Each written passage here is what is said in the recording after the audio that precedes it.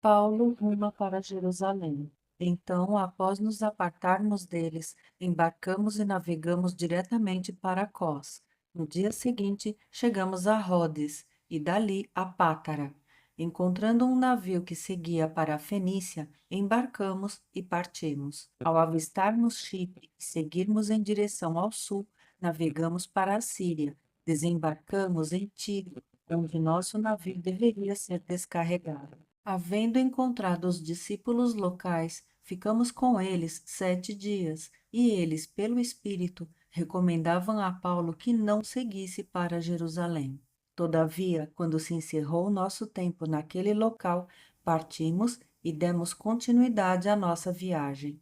Todos os discípulos com suas esposas e filhos nos acompanharam até fora da cidade, e ali na praia nos ajoelhamos e oramos. Então nos despedimos uns dos outros, embarcamos e eles retornaram para suas casas. Concluída a nossa viagem, de Tiro chegamos a Ptolemaida e depois de saudar a todos os irmãos, passamos o dia com eles.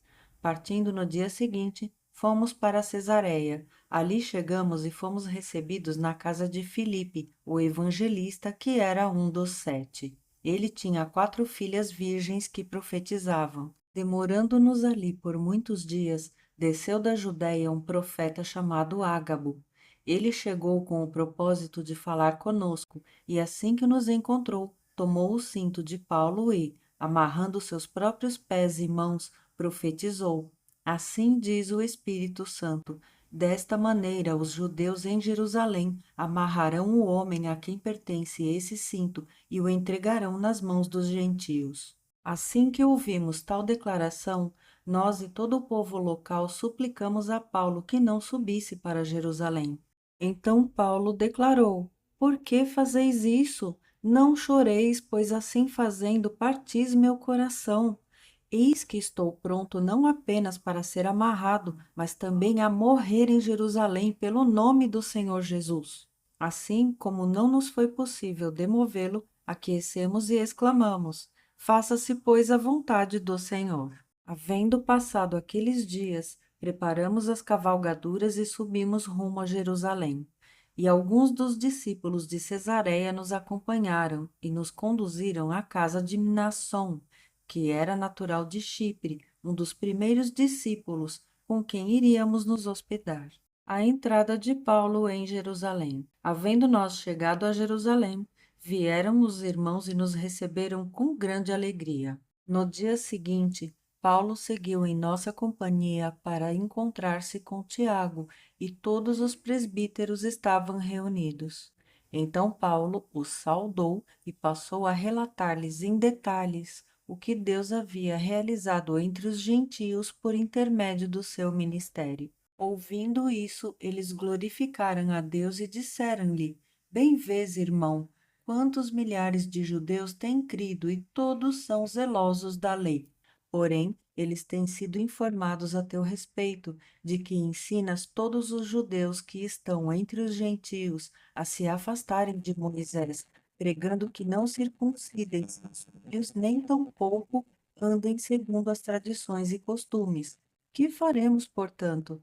Certamente todos saberão que chegaste. Faze, pois, o que te vamos orientar. Estão conosco 4 homens que fizeram um voto. Participa com esses homens dos rituais de purificação e paga as despesas deles para que rapem a cabeça.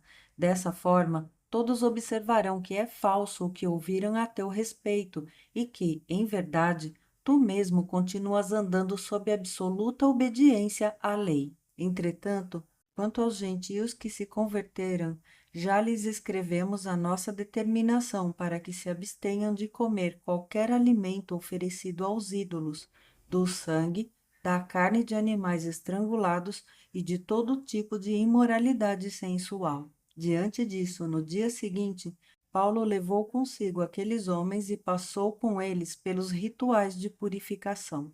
Em seguida, foi ao templo para declarar o prazo do cumprimento dos dias da purificação e da oferta que seria consagrada individualmente em favor deles. Paulo é agredido e preso.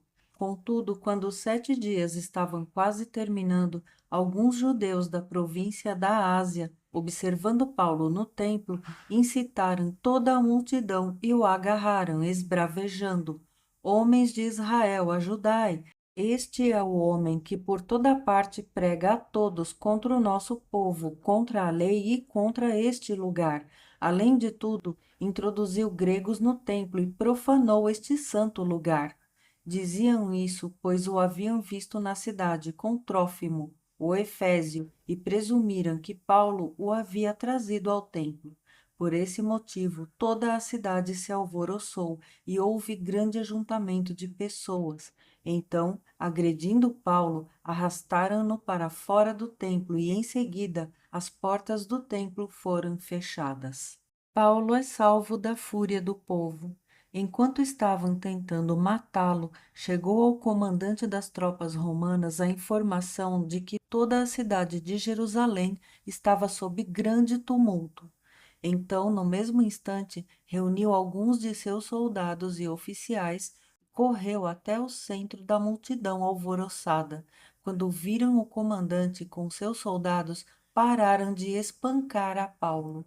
Assim que chegou, o comandante mandou prender a Paulo e ordenou que ele fosse algemado a 2 correntes. Depois interrogou quem era ele e o que havia feito. E do meio da multidão, uns gritavam de uma maneira e outros de outra. Sem conseguir deduzir a verdade por causa do alvoroço, ordenou que Paulo fosse levado para a fortaleza. Ao chegar às escadas, a violência da multidão era tão feroz que Paulo precisou ser carregado pelos soldados, e a multidão que o seguia não parava de gritar: Mata-o! Paulo fala da sua missão em Cristo. Pouco antes de ser levado para dentro da fortaleza, Paulo solicitou ao comandante: Tenho permissão para te dirigir a palavra? Então o comandante lhe indagou: Falas a língua grega? Não és porventura o egípcio que há algum tempo deu início a uma revolução e levou para o deserto 4.000 terroristas armados? Ao que Paulo declarou: Sou judeu, cidadão de Tarso, cidade de grande importância na Cilícia. Peço-te que me consintas falar ao povo. O comandante lhe deu permissão. Então Paulo colocou-se em pé na escada e fez sinal à multidão.